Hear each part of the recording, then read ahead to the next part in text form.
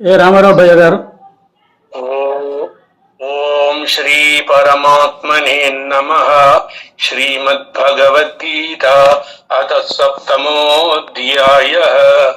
శ్రీభగవానువాచ మయ్యాసక్తమనః పార్థ యోగైః అసంశయం సమగ్రం మాయ్ యథా జ్ఞాస్యసి తచ్ఛృణు. జ్ఞానం తేహం సవిజ్ఞానం ఇదం వక్ష్యామ్యశేషతః యజ్ఞత్వా నేహ భూయోన్యజ్ఞాతవ్యమవశిష్యతే. మనుష్యాణం సహస్రేషు కశ్చిద్యతతి సిద్ధయే యతతామపి సిద్ధానాం కశ్చిన్మాం వేత్తి తత్వతః. భూమిరాపో నలో వాయు మనో బుద్ధిరేవ చ అహంకార ఇతీయం మే భిన్నా ప్రకృతిరష్టదా. అపరేయమితస్త్వన్యాం ప్రకృతిం విద్ధి మే పరాం. జీవభూతం మహాబాహో యయేదం ధార్యతే జగత్. ఏతద్యోనీని భూతాని సర్వాణీత్యుపధారయ అహం కృష్ణస్య జగతః ప్రభవః ప్రళయస్థదా. మత్తః పరతరం నాన్యత్ కించిదస్తి ధనంజయ. మయి సర్వమిదం ప్రోతం సూత్రే మణిగణా ఇవ. అమాప్నుస్కౌంతేయ ప్రభాస్మి శశి సూర్యయోః. ప్రణవః సర్వవేదేషు శబ్దఖ్యే పౌరుషన్నృషు. పుణ్యో గంధః పృథివ్యాం చ తేజశ్చాస్మి విభావసౌ. జీవనం సర్వభూతేషు తపశ్చాస్మి తపస్విషు. బీజం మాం సర్వభూతానాం విద్ధి పార్థ సనాతనం. బుద్ధిర్బుద్ధిమతామస్మి తేజస్తేజస్వినామహం. బలం బలవతాం చాహం కామరాగ వివర్జితం. ధర్మా విరుద్ధో భూతేషు కామోస్మి భరతర్షభ. ఏ చైవ సాత్వికా భావా రాజసాస్తామసాశ్చయే. మత్త ఏవేతి తాన్ విద్ధి నత్వాహంతేషు తే మయి. త్రిభిర్గుణమయైవా భావైర్యభిః సర్వమిదం జగత్. మోహితం నాభిజానాతి మామేభ్యః పరమవ్యయం. దైవీ ఏష గుణమయీ మమా మాయా దురత్యయా. మామేవ ఏ ప్రపద్యంతే మాయామేతంతరంతి తే. న మాం దుష్కృతినో మూఢాః ప్రపద్యంతే నరాధమాః. మాయాయ పౌరసజ్ఞానా ఆశురం భావమాశ్రితాః. చతుర్విధా భజంతే మాం జనా సుకృతినోऽర్జున. ఆర్తో జిజ్ఞాసురర్థార్థి జ్ఞానీ చ భరతర్షభ. తేషాం జ్ఞానీ నిత్యయుక్త ఏకభక్తిర్విశిష్యతే. ప్రియో హి జ్ఞానినోత్యర్థం అహం స చ మమ ప్రియః. ఉదార సర్వ ఏవైతే జ్ఞానీ త్వాత్మైవ మే మతం. ఆస్థితః సై యుక్తాత్మా మామేవానుత్తమాం గతిం.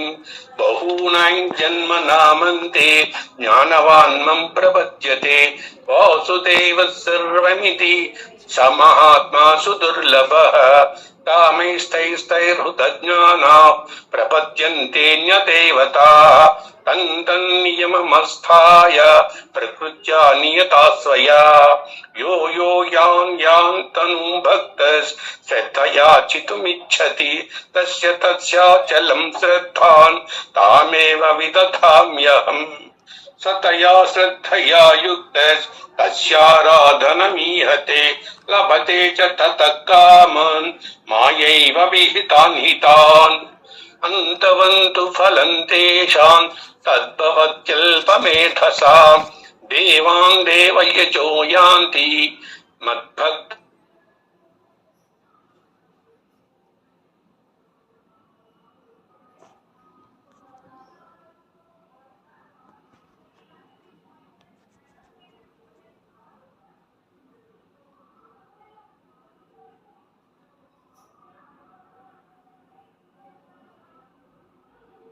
మమజమవ్యయం.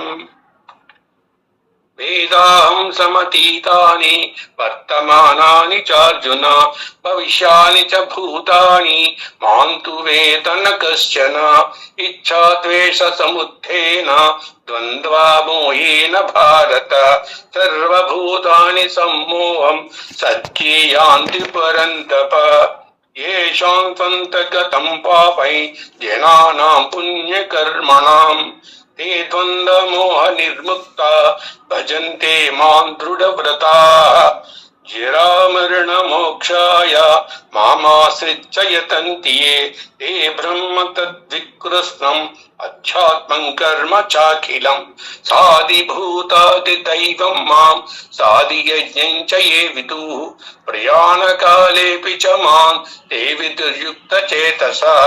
ओम तत्सदिति श्रीमद्भगवद्गीतासु उपनिषत्सु ब्रह्म विद्यायां योगशास्त्रे श्रीकृष्णार्जुन संवादे ज्ञान विज्ञान योगो नाम सप्तमोऽध्यायः। అరుణాదేవి దీది గారు. సరే అక్షర బ్రహ్మయోగో నామ అష్టమోऽధ్యాయః. అర్జున ఉవాచ కిం తద్బ్రహ్మ కిమధ్యాత్మం కిం కర్మ పురుషోత్తమ అధిభూతం చ కిం ప్రోక్తం అధిదైవం కిముచ్యతే అధియజ్ఞం కథం కోత్ర దేహేऽస్మిన్ మధుసూదన ప్రయాణకాలే చ కథైర్ధ్యేయోऽసి నియతాత్మభిః. శ్రీభగవానువాచ అక్షరం బ్రహ్మ పరమం స్వభావోऽధ్యాత్మముచ్యతే భూతభావోద్భవకరో విసర్గః కర్మ సంచితః అధిభూతం క్షరో భావః పురుషశ్చాధిదైవతం అధియజ్ఞోహమేవాత్ర దేహే దేహభృతౌ వర అంతకాలే చ మామేవ స్మరన్ ముక్త్వా కళేవరం యః ప్రయాతి సమద్భావై యాతి నాస్త్య సంశయః యయ్యౌ వాపి స్మరన్ భావం త్యజంతం తే కళేవరం తంతమేవైతి కౌంతేయ సదా తద్భావభావితః. తస్మాత్ సర్వేషు కాలేషు మామనుస్మరయుధ్య చ మయ్యర్పితమనో బుద్ధిర్మామేవైష్యస్య సంశయం అభ్యాసయోగయుక్తేన చేతసా నాన్యగామినా పరమం పురుషం దివ్యై యాతి పార్థానుచింతయన్. కవిం పురాణమనుశాసితారం అనోరణీయాం సమనుస్మరేత్యః ధాతా సర్వస్య ధాతారమచింత్య రూపం ఆదిత్యవర్ణం తమసః పరస్తాత్. ప్రయాణకాలే మనసా చలేన భక్త్యా యుక్తో యోగబలేన చైవ భ్రువోర్मध्ये ప్రాణమావేశ్య సమ్యక్ సతం పరం పురుషముపైతి దివ్యం. యదక్షరౌ వేదవిదో వదంతి విశంతి యద్యతయో వీతరాగాః యదిచ్ఛంతో బ్రహ్మచర్యై చరంతి తత్తే పదం సంగ్రహేణ ప్రవక్ష్యే. సర్వద్వారాణి సంయమ్య మనోహృది నిరుధ్య చ మూఢ్యాదాయాత్మనః ప్రాణమాస్థితో యోగధారణాం. ఓమిత్యేకాక్షరం బ్రహ్మ వ్యాకరణ్ మామనుస్మరన్ యః ప్రయాతి త్యజన్తేకం స యాతి పరమాం గతిం. అనన్యచేతః సతతైతో మాం స్మరతి నిత్యశః తస్యాహం సులభః పార్థ నిత్యయుక్తస్య యోగినః. మాముపేత్య పునర్జన్మ దుఃఖాలయమశాశ్వతం నాప్నువంతి మహాత్మనః సంసిద్ధిం పరమాం గతాః.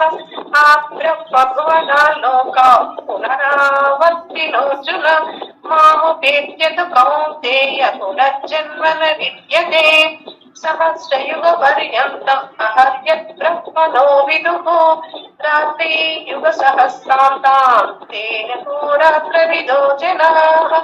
अव्यक्ताद्व्यक्तयः सर्वा प्रभवत्यहरागमे प्राप्त्यागमे प्रलीयन्ते तत्रैवाव्यक्तसंज्ञके भूतग्रामः स एवायं भूत्वा भूत्वा प्रलीयते प्राप्त्यागमे वशः पार्थ प्रभवत्यहरागमे परस्तस्मात् भावोऽन्यो व्यक्तो व्यक्तः सनातनः यस्य सर्वेषु भूतेषु नश्यत्सु न विनश्यति अव्यक्तोऽक्षर इत्युक्तस्तमाहुः परमां गतिम् यं प्राप्य न निवर्तन्ते तद्धाम परमं मम पुरुषः स परः पार्थ भक्त्या लभ्यस्त्वनन्यया यस्यान्तस्थानि भूतानि येन सर्वमिदं ततम् यत्र काले बलावृत्तिम् आवृत्तिं चैव योगिनः तया दायाति तं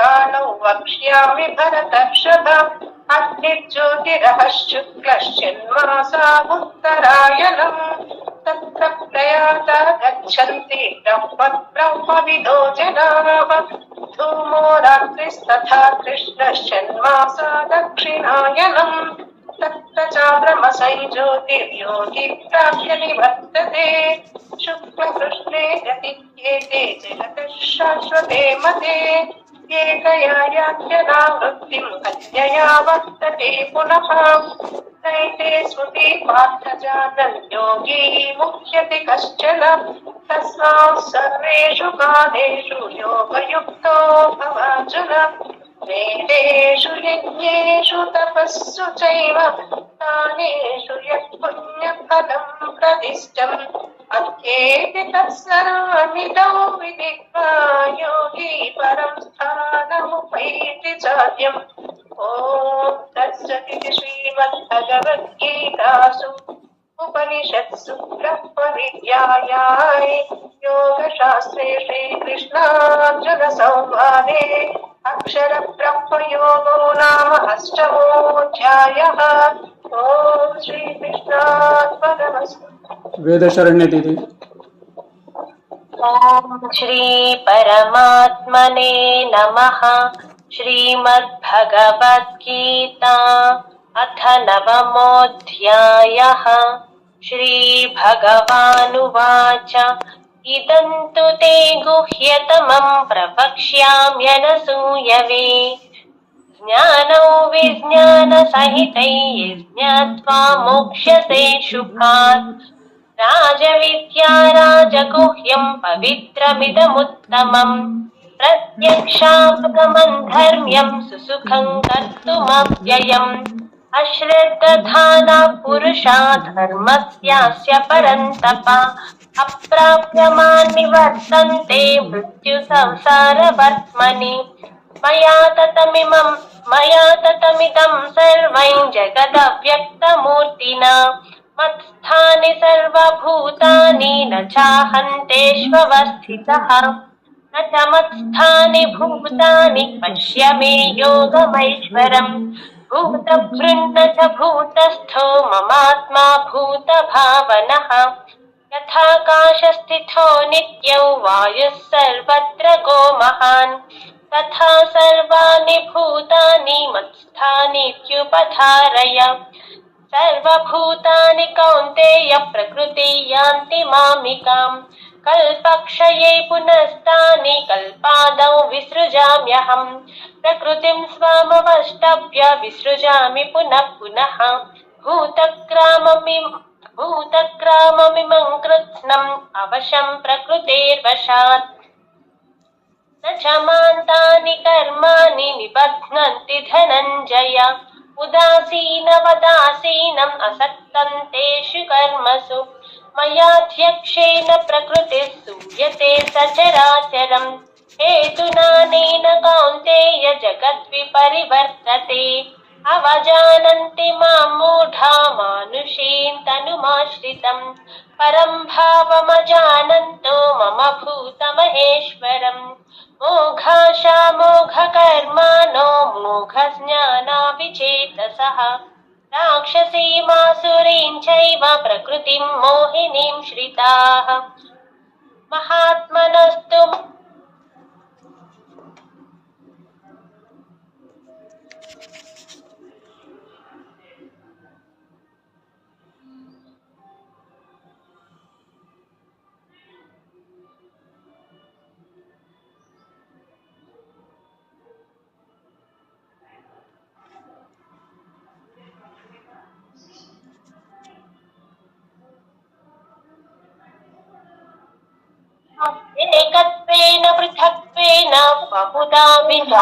मुखम् अहं क्रतुरहैयौषधम् मन्त्रोऽहमहमेवाद्यम् अहमग्निरहं हुतम् पिताहमस्य जगतो माता धाता पितामहः वेद्यं पवित्रमोङ्कार रुक्सामयजुरेव च कटिर्भक्ता प्रभुः साक्षिस्निवासश्चरणं सुहृत् प्रभव प्रलयस्थानन्निधानं बीजमव्ययम् तपाम्यहमहौ वर्षन् निगृह्णाम्युत्सृजामि च अमृतञ्जैवमृत्युश्च सदसच्चाहमर्जुन त्रैविद्या मां सोमपापूतपापा यज्ञैर्विष्टा सर्वयन्ते ते पुण्यमासाद्य सुरेन्द्रलोकम् अश्नन्ति दिव्यान् दिवि देव भोक्तान् एतं भुक्त्वा लोकं पुण्ये मध्यलोकं विशन्ति एवं त्रयी धर्ममनुप्रपन्ना गतागतं कामकामा लभन्ते अनन्यान्तो माये जना पर्युपासते तेषां नित्याभियुक्तानां योगक्षेमं वहाम्यहम् येऽप्यन्यदेवता भक्त्या यजन्ते श्रद्धयान्विताः तेऽपि मामेव कौन्तेय यजन्त्यविधिपूर्वकम् अहं हि सर्वयज्ञानां भोक्ता च प्रभुरेव च न तु मामभिजानन्ति तत्त्वेनातश्च्यवन्ति ते याति देवव्रता देवान् पितॄन् यान्ति पितृव्रताः भूतानि यान्ति भूतेज्या यान्ति मध्याजिनोऽपि माम् पत्रं पुष्पं फलं तोयै यो मे भक्त्या प्रयच्छति तदहं भक्त्युप्रहृतम् अश्नामि प्रयतात्मनः यत्करोषि यदश्नासि यज्जुहोषि ददासि यत्तपस्यसि कौन्तेय तत्कुरुष्व मदर्पणम् शुभाशुभफलैरेवं मोक्ष्यसे कर्मबन्धनैः सन्न्यासयोगयुक्तात्मा विमुक्तो मामुपैष्यसि समोऽहं सर्वभूतेषु न मे द्वेष्योऽस्ति न प्रियः ये भजन्ति तु मां भक्त्या मयि ते तेषु चाप्यहम् अपि चेत् सुदुराचारो भजते मामनन्यभाक् साधुरेव समन्तव्यः सम्यग् व्यवसितो हि सः क्षिप्रं भवति धर्मात्मा शश्वच्छान्तिं निगच्छति कौन्तेय प्रतिजानीहि न मे भक्तः प्रणश्यति मां हि पार्थव्यपाश्रित्य येऽपि स्युः पापयोनयः स्त्रियो वैश्यास्तथा शूद्रास्तेऽपि यान्ति पराङ्गतिम् किं पुनर्ब्रह्मणा पुण्या भक्ता राजर्षयस्तथा अनित्यमसुकल्लोकम् इमं प्राप्य भजस्व माम् मन्मना भव मद्भक्तो मद्याजी मां नमस्कुरु मामे वैष्यसि युक्त्वैवम् आत्मानं मत्परायणः ॐ तत्सदिति श्रीमद्भगवद्गीतासु उपनिषत्सु ब्रह्मविद्यायां योगशास्त्रे श्रीकृष्णार्जुन संवादे राजविद्या राजगुह्ययोगो नाम नवमोऽध्यायः।